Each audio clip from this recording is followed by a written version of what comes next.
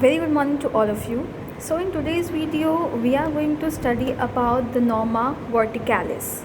So norma verticalis, first of all we have to know this thing that norma verticalis is made up of four bones. Number 1, this is the frontal bone. These are the two parietal bones, and in the posterior side there is a bit of superior portion of the occipital bone. So all these four bones are involved in formation of norma verticalis, or we can also say it as the superior view of the skull. So getting started, we need to understand the thing that how many sutures are present in norma verticalis. So first suture that we are seeing is this. It is known as the frontal suture as well as also the coronal suture. Second suture is just connecting these two parietal bones, and it is termed as sagittal suture. The third suture that is present here in the back, this suture is connecting the occipital bone with the parietal bone, and it is termed as lambdoid suture. Now, sometime in 3 to 8% of people, there is a suture present in the frontal bone too, that is connecting the two frontal bone and dividing it into two halves. So these sutures are present in 3 to 8% of population. But basically these three sutures are main source of any skull. Now having the bony, we will have the point on the sutures. This point, which is meeting point of coronal suture and the sagittal suture, is known as bregma. Here the meeting point of the lambdoid suture and the sagittal suture is known as lambda. Now we all know that this, when the child is born, it is present in diamond shape and it is not sutured at that time, and very soft tissue is present here. So all the anastomosis is not present there at the time of birth, so this will take 1 to 1.5 years to get merged and become a suture.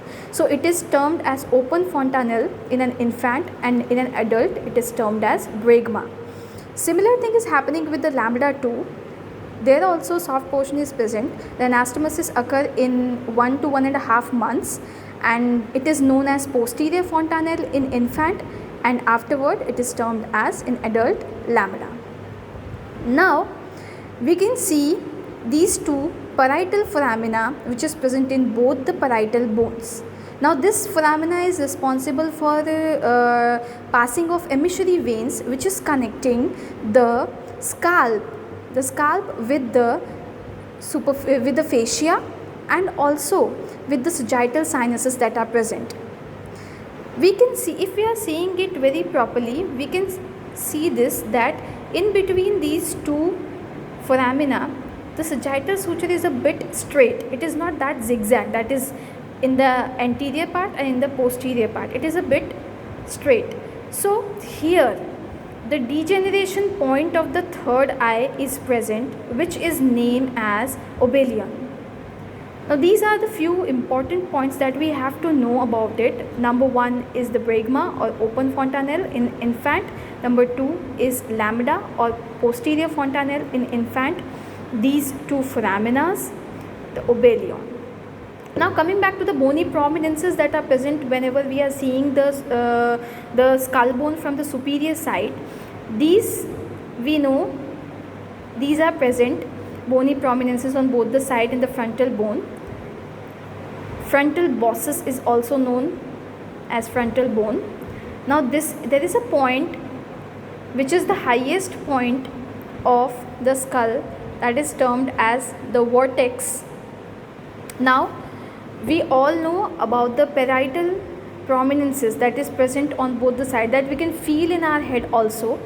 So these are the two parietal prominences, vertex, and in frontal bone they are prominences.